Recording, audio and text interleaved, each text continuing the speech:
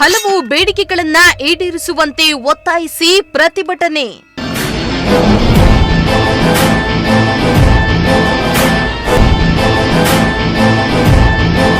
ಜನವರಿ 29ರಂದು freedom ಪಾರ್ಕ್ನಲ್ಲಿ KSRTC ನೌಕರರಿಂದ protest.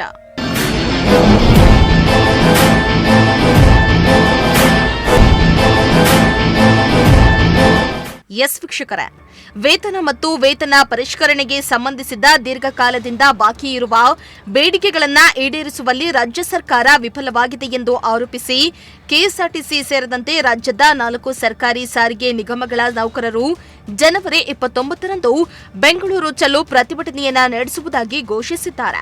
ಸರ್ಕಾರದೊಂದಿಗೆ ಪದೇ ಪದೇ ಮಾತುಕತೆ ನಡೆಸಿದ್ರೂ ಯಾವುದೇ ಫಲಿತಾಂಶ ಸಿಗದ ಹಿನ್ನೆಲೆ ಕರ್ನಾಟಕ ರಾಜ್ಯ ರಸ್ತೆ ಸಾರಿಗೆ ನಿಗಮಗಳ ಕಾರ್ಮಿಕರ ಸಂಘದ ಜಂಟಿ ಕ್ರಿಯಾ ಸಮಿತಿಯು ತಿಳಿಸಿದೆ.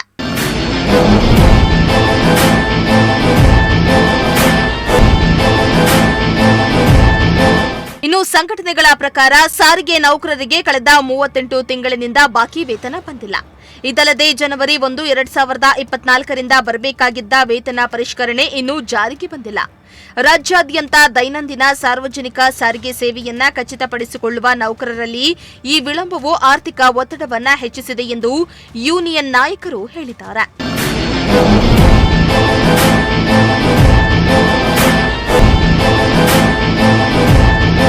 ಇನ್ನು ಜನವರಿ 29ರಂದು ಬೆಳಗ್ಗೆ 10 ಗಂಟೆಯಿಂದ ಸಂಜೆ 4 ಗಂಟೆವರೆಗೆ ಬೆಂಗಳೂರಿನ ಫ್ರೀಡಂ ಪಾರ್ಕ್ನಲ್ಲಿ ಪ್ರತಿಭಟನೆಯನ್ನ ನಡೆಸಲಾಗುತ್ತೆ. ಇನ್ನು ಸಂಘಟನೆಗಳು ಅಧಿಕೃತವಾಗಿ ಮುಷ್ಕರವನ್ನ ಘೋಷಿಸಿಲ್ಲವಾದರೂ ತಮ್ಮ ಬೇಡಿಕೆಗಳನ್ನ ನಿರಂತರವಾಗಿ ನಿರ್ಲಕ್ಷಿಸಿರುವುದರಿಂದ ಸಾರಿಗೆ ಸೇವೆಗಳ ಮೇಲೆ ಪರಿಣಾಮ ಬೀರಬಹುದು ಎಂದು ಎಚ್ಚರಿಸಿದ್ದಾರೆ.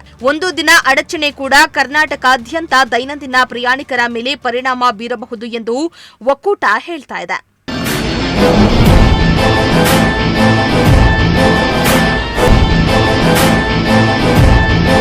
ಒಟ್ನಲ್ಲಿ ಜನವರಿ 29ರ ಪ್ರತಿಭಟನೆಗೂ ಮುನ್ನ ಪರಿಸ್ಥಿತಿಯ ಸ್ಪಷ್ಟತೆಗಾಗಿ ಪ್ರಯಾಣಿಕರು ಮತ್ತು ಸಾರಿಗೆ ಇಲಾಖೆ ಕಾಯ್ತಾ ಇರುವುದರಿಂದ ಮುಂಬರುವ ದಿನಗಳು ನಿರ್ಣಾಯಕವಾಗುವ ನಿರೀಕ್ಷೆ ಇದ್ದು ಈ 4 ವಿಭಾಗದ ಕೆಎಸ್ಆರ್ಟಿಸಿ ನೌಕರರ ಪ್ರತಿಭಟನೆ ಯಾವೆಲ್ಲ ಸ್ವರೂಪವನ್ನ ಪಡೆದುಕೊಳ್ಳುತ್ತೆ ಎಂಬುದನ್ನು ಕಾದು ನೋಡಬೇಕಾಗಿದೆ.